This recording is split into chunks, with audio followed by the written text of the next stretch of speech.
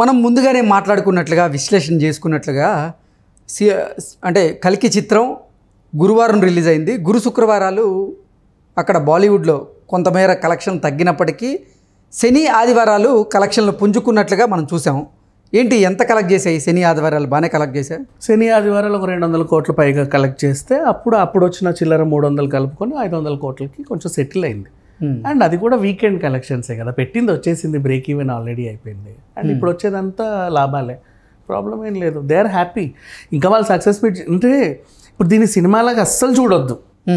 ఇప్పుడు 500 కోట్లే వచ్చాయి, 1000 కోట్లు రాలేదంటే ఇంకో 500 కోట్లు రావాల్సిన వాళ్ళు చూడలే. వాళ్ళకి ఎలా చేరువ చేయాలి ఈ సినిమానని. అండ్ నెక్స్ట్ బ్రహ్మాస్త్ర కాన్సెప్ట్ని కూడా వీళ్ళు అమలుపరిచే అవకాశం ఉంది. ఎలా బ్రహ్మాస్త్రాన్ని ఏం చేశారంటే ఇంక అందరికి రీచ్ అవ్వడం కోసం బై 1 get 1 పెట్టారు. 100 రూపీస్లో 100 రూపీస్ టికెట్ని బై 1 get 1 పెట్టి అందరికి చూపించేశారు. అప్పుడు మళ్ళీ కలెక్షన్స్ పుంజుకున్నాయి. మేబీ కల్కి కూడా రేట్లు తగ్గించి అందరికీ దగ్గర చేసే అవకాశం కూడా ఉండొచ్చు, చెప్పలేం. ఓకే, ఈ కల్కి చిత్రం కలెక్ట్ చేస్తున్నటువంటి కలెక్షన్స్ గురించి ప్రముఖ దర్శకుడు ఆర్జీవి ఆయన ఒక ట్వీట్ చేయడం జరిగింది. అంటే అశ్వనీ దత్ అలాగే వారిద్దరి కుమార్తెలు ఈ కల్కి చిత్రం ద్వారా వస్తున్నటువంటి ధనాన్ని దాచుకునేందుకు వారు ఒక బావిని దవ్వాల్సిన అవసరం ఉంది. ఆ త్రవ్విన బావిలోనే వీరు ఈ ధనాన్ని దాచుకోవాల్సి వస్తుంది, అంత కలెక్ట్ చేస్తుంది అంటూ కూడా ఆర్జీవి గారు ట్వీట్ చేయడం జరిగింది. ఏంటి ఆ ట్వీట్ని ఎలా చూడొచ్చు మనం? సో ఇప్పుడు వీళ్ళు టచ్ చేసిన పాయింట్ ఏదైతే ఉందో, మహాభారతం ఆల్రెడీ దీన్ని పుంఖాలుగా మన రాజమౌళి గారు తీద్దాం అనుకున్నారు. అయినప్పటికీ నా జీవితం సరిపోద్దో లేదో అని కూడా చాలాసార్లు చెప్పాడు. నా జీవిత కాలంలో తీయాలనుకుంటున్నాను, 10 పార్ట్లుగా మహాభారతం తీయాలనుకుంటున్నాను, 10 పార్ట్లు తీసినా కూడా ఇంకా బోల్డ్ అంత కథ ఉంటుంది అని చెప్పాడు. సో ఇప్పుడు ఈయన డైరెక్ట్ ఒక పాయింట్ టచ్ చేశాడు. ఏమని, ఫస్ట్ పార్ట్లో ఆది నుంచి అంతం వరకు చూపించాడు. నెక్స్ట్ దాంట్లో లోతుగా వెళ్ళాల్సిన పరిస్థితి ఉంది. సో వీడి దగ్గర బాగా కథ ఉంది, అరే భలే ఉన్నాడే కొత్త డైరెక్టర్ అని ఒక సీనియర్ డైరెక్టర్ అనిపించి ఆయన ఏం చేశాడు అంటే, నీకు ఇంకా పార్ట్ 2 నుంచి మొదలు పెట్టుకుంటే మీరు ఇంకా పెద్ద బావి తవ్వుకోవాలి వచ్చే కలెక్షన్స్ అలా దాచుకోవడానికి అని అన్నాడు. ఎందుకంటే ఫస్ట్ ఇంట్రొడక్షన్ ఇచ్చేసాడు. ఆ ఇంట్రొడక్షన్ నుంచి పార్ట్ 2, పార్ట్ 3, పార్ట్ 4 ఇంకా అర్థమవుతుంది జనాలకు. ఒక 2 పార్ట్లు చూస్తే వెళ్ళిపోతుంది కదా, ఈజీగా వెళ్ళిపోతుంది. భారీగా హైప్ కూడా క్రియేట్ అవుతూ వస్తుంటుంది హ్యాపీగా.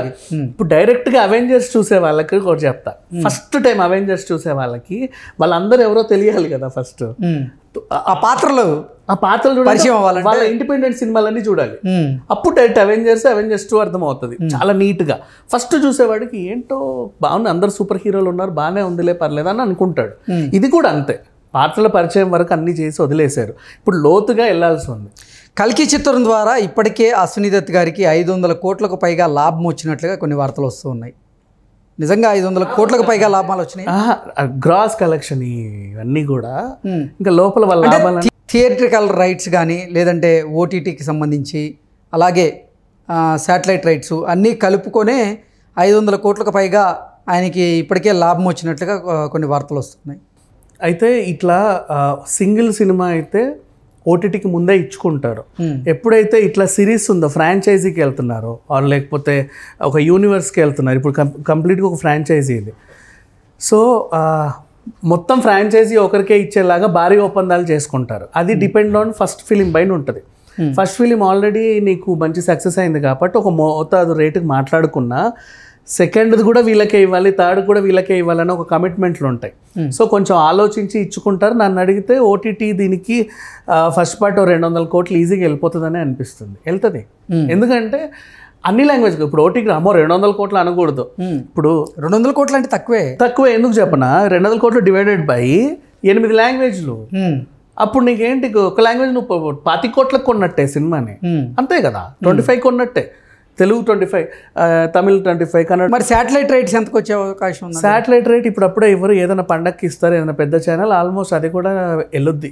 ఎందుకంటే కల్కికి ఆల్మోస్ట్ వచ్చిన పాజిటివ్ టాక్. అలాగే మళ్ళీ సాంగ్స్ కూడా దాన్ని మళ్ళీ టీ సిరీస్ కానీ ఇంకెవరన్నా వారిని వీడియో సాంగ్స్ అన్ని ఆల్రెడీ ఆ ఒప్పందాలన్నీ అయిపోయాయి. అటు ఈ ప్రత్యక్షంగా పరోక్షంగా అన్నీ కలుపుకుంటే ఇప్పటివరకు అయితే నన్ను అడిగితే, అంటే వీళ్ళు చేసుకోగలిగితే ప్రజెంట్ ఓటీటీని ఏం లాక్ చేయాల, వీళ్ళు ఇంకా లాక్ చేస్తే కనుక ఇప్పటివరకు అయితే ఇప్పుడు మన కళ్ళ ముందు 500-600 కోట్లు కనబడుతున్నాయి, కానీ 1000 కోట్లు ఈజీగా వచ్చేసి ఉంటాయి. అంతే. అంటే మాట్లాడుకున్నాం అసలు మొదటి 4 రోజుల్లోనే 1000 కోట్లు దాటే అవకాశం ఉందంటూ కూడా అన్ని మనం విశ్లేషణ కలుపుకొని చేసుకున్నాం. అన్ని కలుపుకొని కానీ 500 కోట్ల దగ్గర ఆగిపోయింది. థియరిటికల్ మాత్రమే, ఎస్ అన్ని కలుపుకొని వచ్చేవి, కానీ వాళ్ళు ఇంక ఇచ్చుకోవాలా. లేకపోతే ఇప్పటికిప్పుడు వాళ్ళు ఓటీటీ సైన్ చేసి ఇప్పుడు నువ్వు అన్ని క్యాలిక్యులేషన్ థియరిటికల్ కలెక్షన్స్ గురించే మనం విశ్లేషణ చేసుకుంటూ 2000 కోట్ల పైగా కలెక్ట్ చేసే అవకాశం ఉంది. ఆ 2000 కోట్ల క్లబ్లో కూడా ప్రభాస్ చేరబోతున్నారంటూ మనం అనాలిసిస్ చేసుకున్నాము. ఎందుకు డల్ అయింది, అది ఈ వారంలో పుంజుకొని 2000 కోట్లకి చేరువయ్యే అవకాశం ఉందా? కలెక్షన్స్ అంటే ఏం చెప్తారు? శుభ్రంగా లాంగ్ రన్ ఇంకా ఉంది, మనకు అయిపోయింది 4 రోజులే, ఇంకా లాంగ్ రన్ ఉంది. కాంపిటీషన్ కూడా ఏం లేవు, కాంపిటీషన్ ఏం లేదు. ఒక ఇంగ్లీష్ సినిమా వచ్చిందిలే, అయినప్పటికీ కూడా పర్లా, it's okay, not bad. But ఇప్పుడు వీళ్ళు ఏంటంటే 2D చూసిన వాళ్ళందరూ అర్థమైన వాళ్ళు మళ్ళీ 3Dలో ఎక్స్పీరియన్స్ చేయాలనుకుంటున్నారు విజువల్ ఫీస్ట్ కోసం. ఎస్, అది అర్థం కాని వాళ్ళకి, అరే నాకు నాతో పాటు 10 మంది వచ్చారు ఫర్ ఎగ్జాంపుల్, 10లో 6గురికి అర్థమే, 4గురికి అర్థం కాలేదు అనుకో, ఆ 4గురికి అర్థం చెప్పించేలాగా ఇంకొకసారి కూడా చూపించేలాగా ప్రయత్నాలు జరుగుతున్నాయి.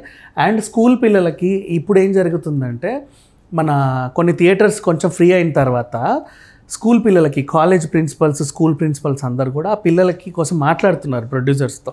మా కాలేజ్ వాళ్ళందరూ చూపించాలనుకుంటే కొంచెం రేట్లు ఏమైనా చూడండి అంటే, ఓ మోస్తారు రేట్లు వీళ్ళకి ఇస్తే ఇప్పుడు పిల్లలందరూ చూసే అవకాశం ఉంది. ఇంకా అందరికీ చూపిస్తున్నా, ఇట్స్ లైక్ ఎ లెసన్.